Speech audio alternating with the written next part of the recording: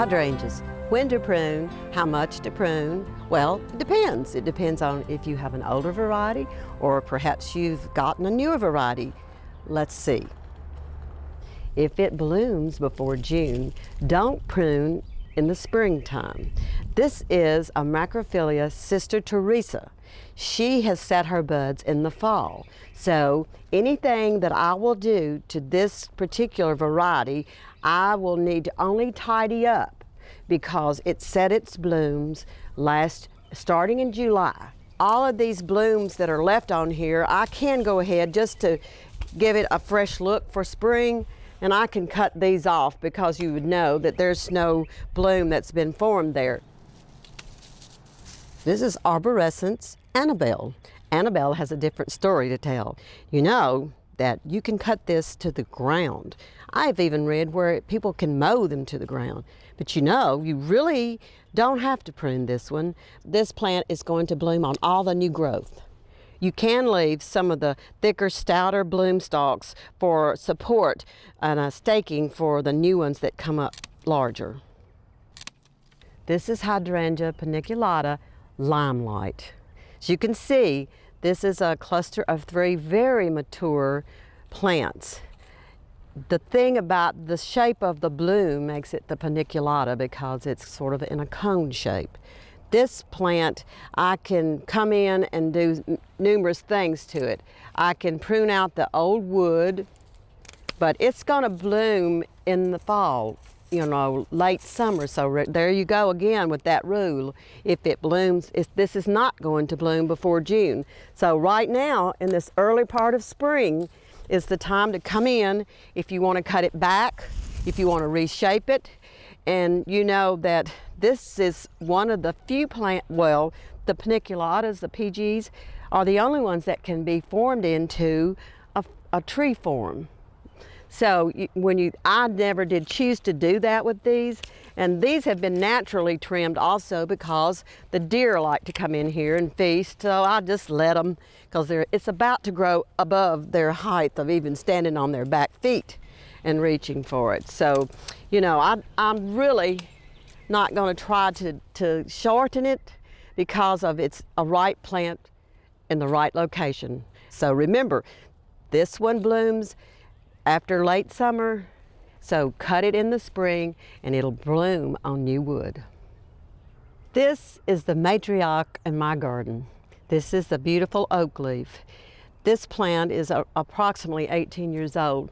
It has reached the point that it's mature, and basically all I really want to do is to keep it in bounds for where it is. This will amazingly bloom on old and new wood. They can freeze to the ground and then amazingly grow enough to bloom actually in the fall. So with looking at and assessing how I want to prune this one, because I want to use the undersurface for it, I'm really just going to go in and give it some new shape under here. But what it needs is really this one. But for your own information, just realize that you can cut these back in the fall or you can cut them back in the spring. If you don't want to consider when to prune, let's look at some newer varieties. And I'm with Todd at Creekside Nursery in Nashville along Harding Place. Tell us what we should consider in looking into the new varieties. Well, if you're not really concerned about pruning so much, you can do it whenever you want with these endless summer hydrangeas here. They bloom on new growth and old growth, which makes things a lot easier for most homeowners, so they don't have to worry whether they need to bloom in the spring or after they bloom. The cool thing about these, it's a typical hydrangea where the soil will change the color. You know, if it's towards acidic, it's blue. If it's alkaline, it goes towards pink. So you can change the color if you want to on these hydrangeas. And, you know, as far as the older ones like the Nico Blue hydrangea, you get the same color change in the soil.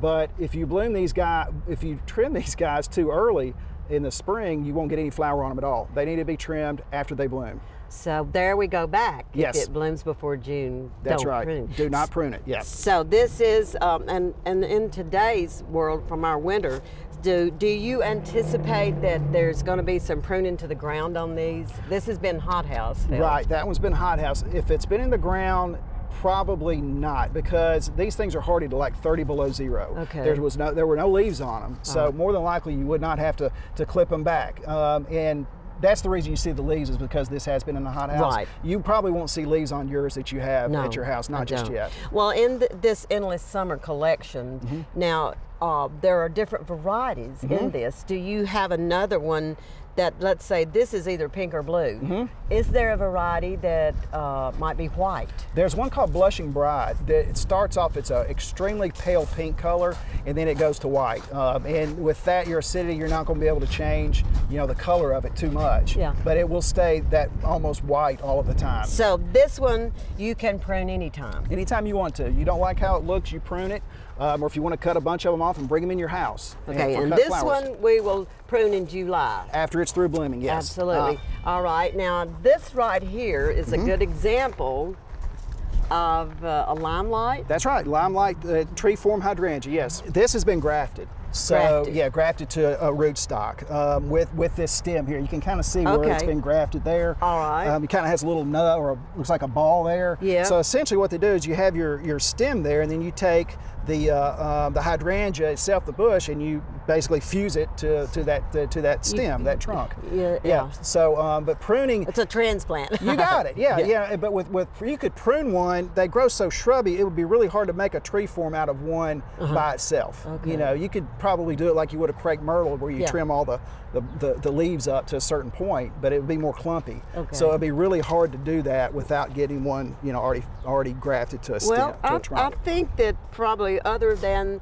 there are just so many new varieties of all of these, it's hard for me to keep up with what I've planted in my own yard. And there are lots of new varieties that come out every year, so the sales reps and the growers keep us on top of that, so we kind of have to educate ourselves, every year as well. so do I hear you saying in that statement, I don't have to worry that I have to go back and re-educate myself every spring? No, don't worry about it a bit. Okay. Well, thank you for helping us clear the air on, everybody wants to know. Sure, absolutely. When is it time to prune? Absolutely, glad to do it. Thank you.